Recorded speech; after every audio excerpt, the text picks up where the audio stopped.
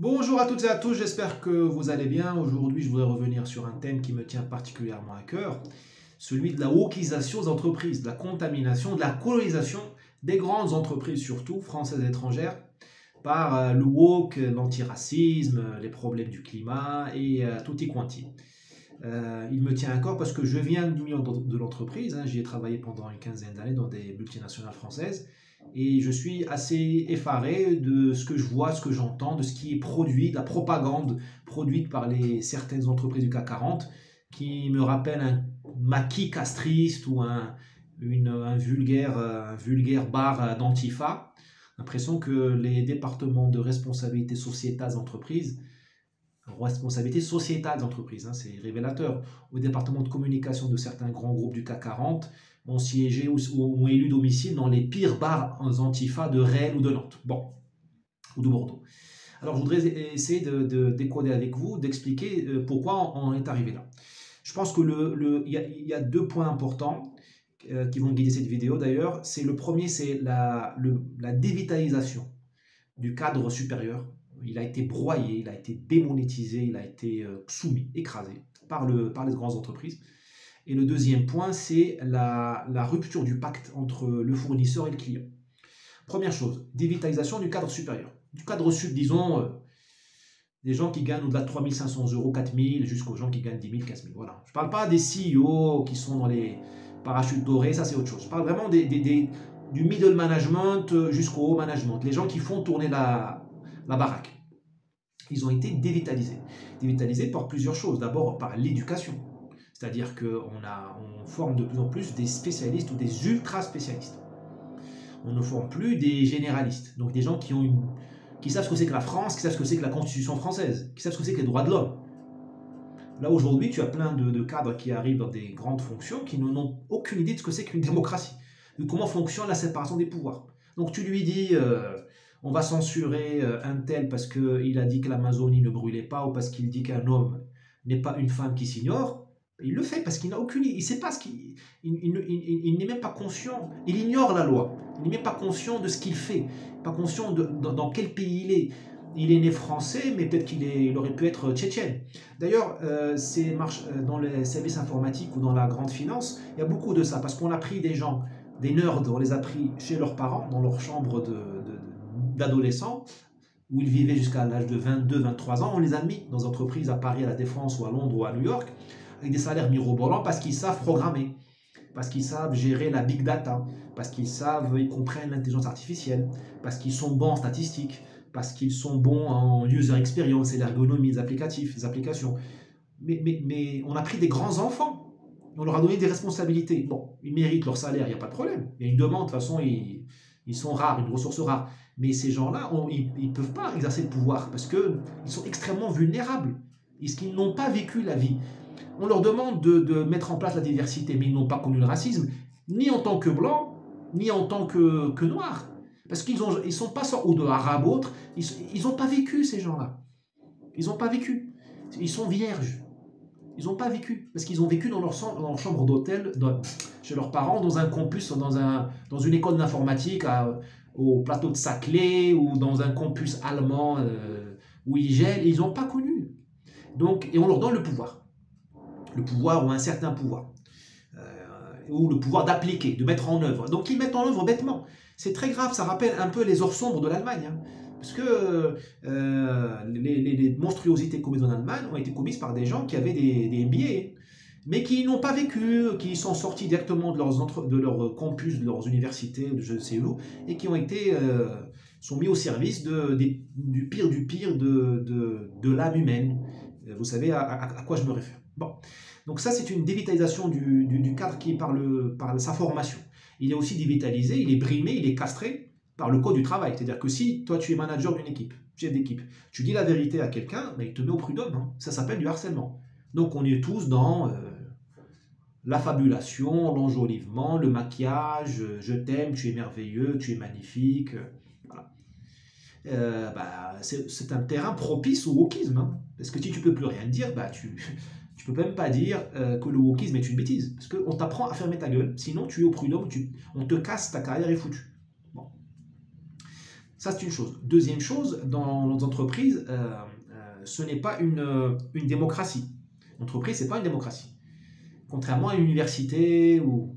Enfin, tu me diras, on peut en discuter. Contrairement ou même une famille où tu peux avoir des engueulades avec ton père dans une famille ou avec ta mère, entre frères. Dans une entreprise, il y a une vulgate, il y a une doxa, il y a une stratégie, tu appliques ou tu te casses. C'est comme à l'armée, hein. Une entreprise, cela joue dans leur publicité institutionnelle, disent oui, on innove, we think out of the box. On réfléchit en dehors de la boîte, en dehors du cadre. Tu parles. Si tu réfléchis trop en dehors du cadre, ou tu nages à contre-courant, tu es dehors, ou tu es dans un placard, ça dépend de l'entreprise. Combien de cadres ont été placardisés? C'est ça la hantise d'entreprise. Et plus tu vieillis, plus tu as peur d'être placardisé ou viré. Ou viré à 50 ans, tu trouveras rarement du boulot. C'est ça le contexte d'entreprise. Donc, quand, je vais prononcer un gros mot, quand les excréments idéologiques ruissellent, comme dirait M. Macron, ben, ils ruissellent vite, hein, dans une entreprise. Non, l'État résiste mieux au woke, s'il voulait résister. Parce que l'État ne fonctionne pas bien déjà. Les gens n'obéissent pas vraiment. Enfin, il n'y a que ceux qui ont travaillé dans des grandes équipes qui peuvent comprendre ce que je dis. Enfin, qui vont comprendre. Enfin, ceux qui ont travaillé dans des grandes équipes, privées ou publiques, comprennent ce que je dis très vite. Les autres, je vous prie vraiment de me croire sur parole. Décider, c'est très facile. Faire appliquer les décisions, c'est très difficile parce qu'il y a un corps, un service, un département, un ministère, un service, une business unit dans le privé peut ne pas appliquer. Ils peuvent feindre de n'avoir pas compris ton message, ton instruction. Ils peuvent feindre d'être noyés sous le travail. Ah, on reçoit 400 emails par jour, on n'a pas vu ton message. Ils peuvent s'arranger entre eux pour cacher la vérité, cacher les choses, continuer à travailler de la manière que toi tu as interdit ou tu as banni pour faire ce qu'ils veulent. Et là, tu dois dépenser toi en tant que cadre privé ou aux fonctionnaires beaucoup d'énergie pour vérifier sur le terrain ce qui se passe. Vérifie que les gens travaillent avec la manière que tu as stipulée et appliquent la politique que tu as stipulée. Dans le privé, c'est difficile enfin, ça existe, mais c'est beaucoup moins facile dans le public. Dans le public, c'est telle machine, tellement bureaucratique, il y a tellement de syndicats, tellement de lourdeur que tu peux vraiment bloquer certaines choses. Tu regardes par exemple aujourd'hui, tu vois le ministère de l'Éducation nationale, personne ne le commande, à part les syndicats et les profs. Le ministre, il est là, il est décoratif. Même Papendia est décoratif, comme l'était Blanquer et Belkacem. Comme la police. La police est gérée par les commissaires. Darmanin est décoratif. Ceux qui gèrent la police sont les commissaires. Voilà, en entreprise, c'est très difficile. C'est de plus en plus difficile parce que il y a la concurrence, il y a la globalisation. Si tu la ramènes, si tu récidives dans la désobéissance, on te vire, on prend un ingénieur marocain ou indien à ta place, ou un jeune qui sort des codes de commerce et qui coûte 3 fois moins cher. Voilà. Donc l'entreprise n'est pas une démocratie. Donc si on infecte le haut, et je vous dirai pourquoi le haut est infecté tout à l'heure dans la deuxième partie, c'est fini. Et enfin, l'entreprise est une machine à mentir. C'est une machine à créer des vérités parallèles, donc des mensonges. Elle se raconte des histoires à elle-même. L'entreprise vit dans le déni.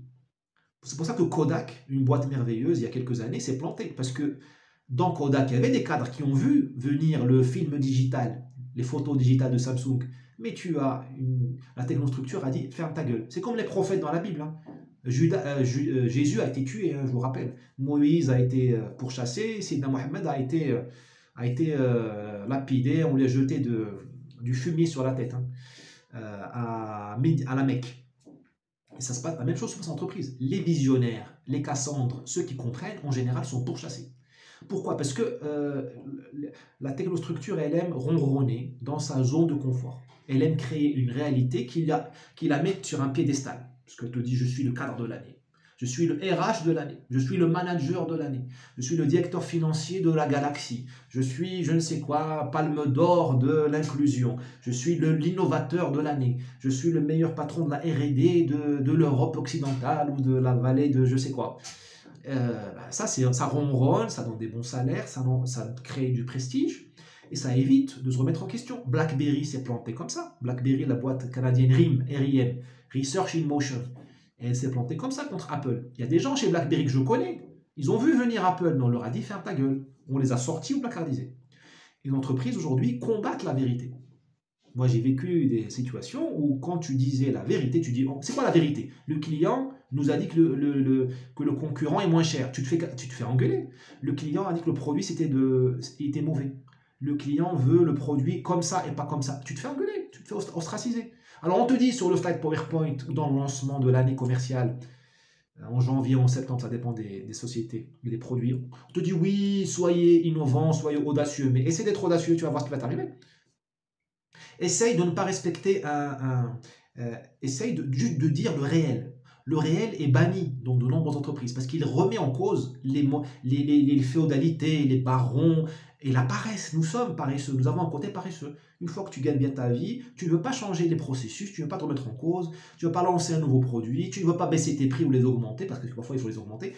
Tu laisses couler et tu craches, tu te craches. Voilà. Malheureusement, dans l'entreprise, contrairement à la Bible, au Coran ou à la Torah, ceux qui ont raison, ceux qui disent la vérité et qui sont punis pour elle ne sont jamais réhabilités. Hein.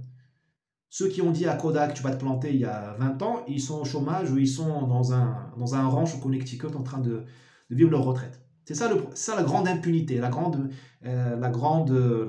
injustice qui règne dans les entreprises. Donc voilà, donc, le contexte pour résumer ces 4 points. Le premier, c'était la dévitalisation du cadre supérieur. Le deuxième, c'était que l'entreprise n'est pas une démocratie. Le troisième, c'est que l'entreprise est une machine à créer du déni, à se raconter des histoires. Ils sont 3, pas 4. Bon, pour résumer ces choses-là, l'entreprise est un corps vulnérable à cette colonisation par les mauvaises idées. Elle n'a pas beaucoup d'immunité. Je parle des grandes entreprises. Les petites entreprises, il faut qu'elles survivent. Donc là, il n'y a pas beaucoup de bullshit. Hein. Il n'y a pas beaucoup d'espace pour la RSE ou pour les directeurs de l'inclusivité ou de l'inclusion et de la diversité. Il faut produire, il faut que le client soit content, il faut que les impôts soient payés, il faut que le comptable soit honnête, il faut que le prêt bancaire soit payé. Il faut qu'on exporte. Là, il n'y a pas de problème. Mais je parle des très grosses entreprises. Le deuxième point, c'est le pourquoi. Et là, c'est le pourquoi, c'est ce que j'ai appelé en introduction la rupture du pacte entre le fournisseur et le client. Ça veut dire quoi très simplement?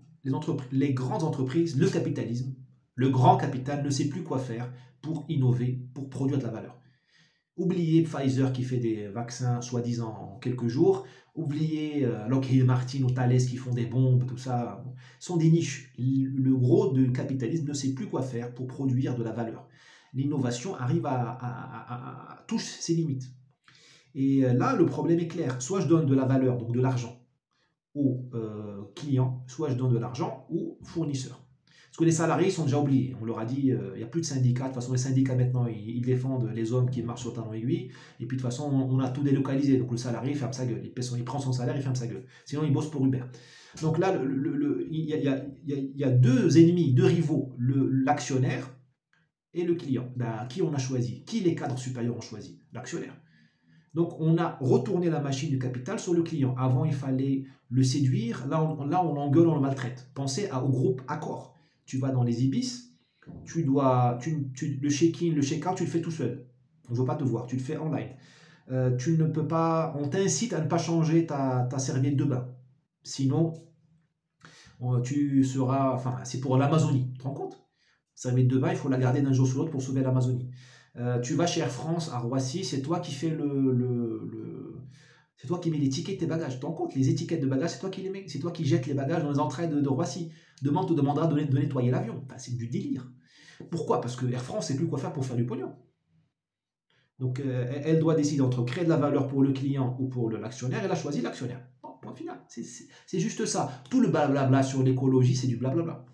Et donc, et pour que tu ne réagisses pas, pour que tu ne te dises pas, merde, pardon, j'ai dit une goutte, pour que tu ne dises pas, mince, je suis le client, j'ai des droits, on t'écrase sous la culpabilité. On te dit, mais c'est l'Amazonie.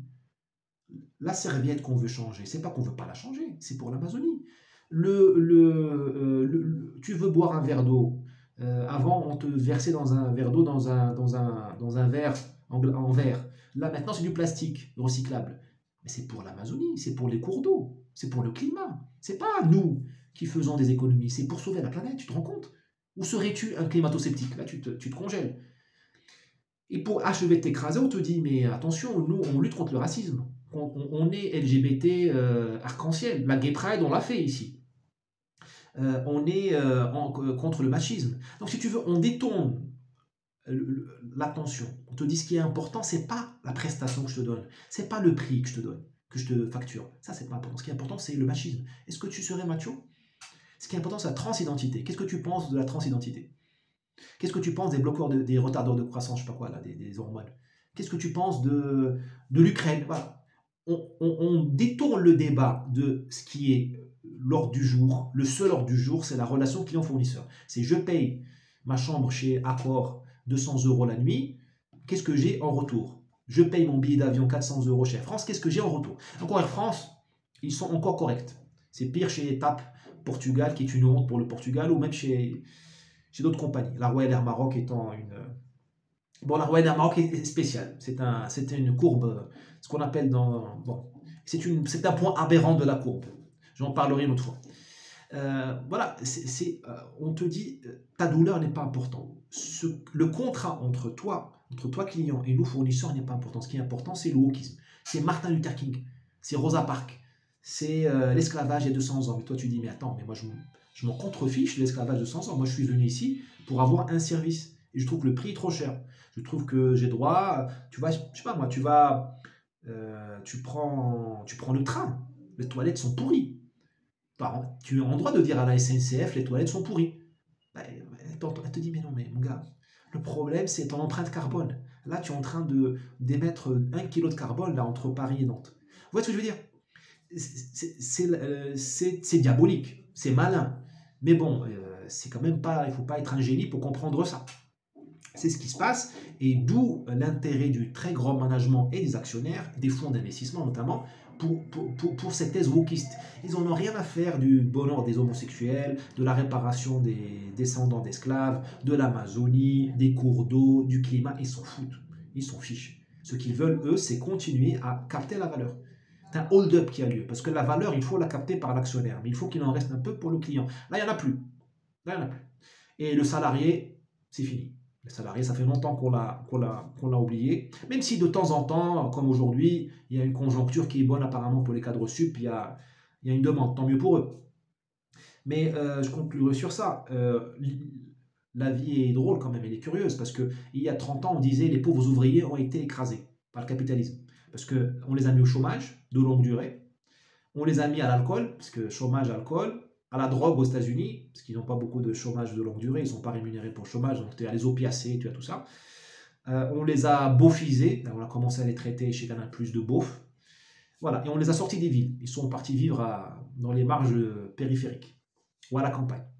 Et puis on leur a dit, ferme ta gueule, si tu la ramènes de toute façon, on va délocaliser en Chine ou en Bulgarie, et on ramène l'immigré clandestin qui fera ton boulot aussi bien que toi, ou peut-être moins bien, mais il va coûter 10 fois moins cher. Et puis lui, il n'a pas le syndicat. Et puis de toute façon, le syndicat, CGT, tout ça, on l'a transformé en un wokistan.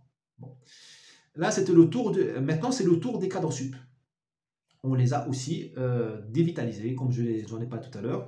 Et on a maintenant une espèce de... Alors, les cadres sup commencent à sentir le broyage. Ils sont en train d'être broyés. On verra dans quelques années.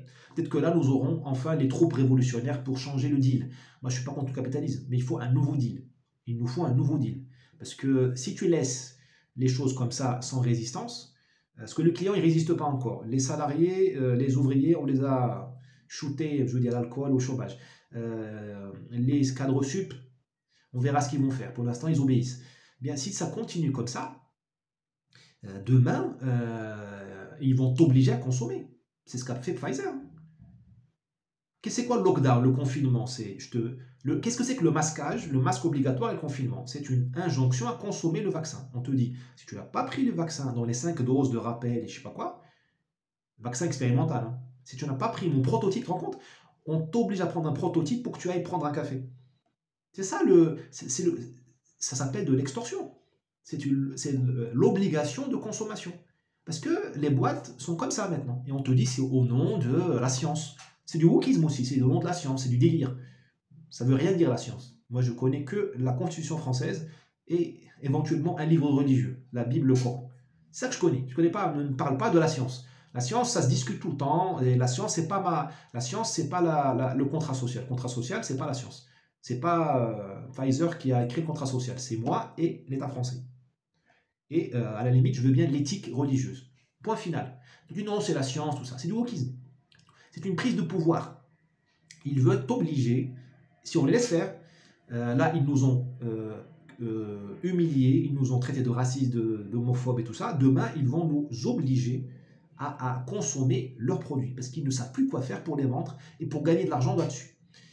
Allez, j'espère avoir été utile. Rendez-vous demain pour notre live du vendredi. N'hésitez pas à faire les dons, vous avez la description en bas de la vidéo et achetez les livres. Et une dernière chose, je n'ai rien contre l'entreprise ni contre les entrepreneurs véritables. D'ailleurs, les vrais entrepreneurs comme Elon Musk ou Steve Jobs sont allergiques à tout ce que je viens de vous dire. Allergiques au wokisme et allergiques aux bureaucrates qui se servent du masque du wokisme et de l'antiracisme et du climat pour se monter un petit pique-nique sur notre dos, des zones de confort où ils ne produisent que dalle. Ils travaillent à la maison 365 jours par an, enfin ils sont toujours en remote office et ils traitent tout le monde. Mais par contre, ils sont les rois de l'inclusion et tout ça. C'est ce que leur a dit Musk récemment. Aux gens de Tesla, il leur a dit ça fait des années que vous n'avez pas produit une innovation. Revenez au boulot, je ne veux pas entendre parler de remote office, on travaille. Parce que tu laisses les cadres, tu laisses l'entreprise, la technostructure évoluer toute seule, elle fait ce que je viens de vous dire, hein, le wokisme et Greta Thunberg comme directrice de la communication. Donc je n'ai rien contre les entrepreneurs véritables, ni contre les startups, ni contre les petits patrons. Un jour, enfin, il faut d'ailleurs préserver ces petits patrons, parce que si ils sont décimés, on n'aura affaire qu'au wokistan. Allez, à demain.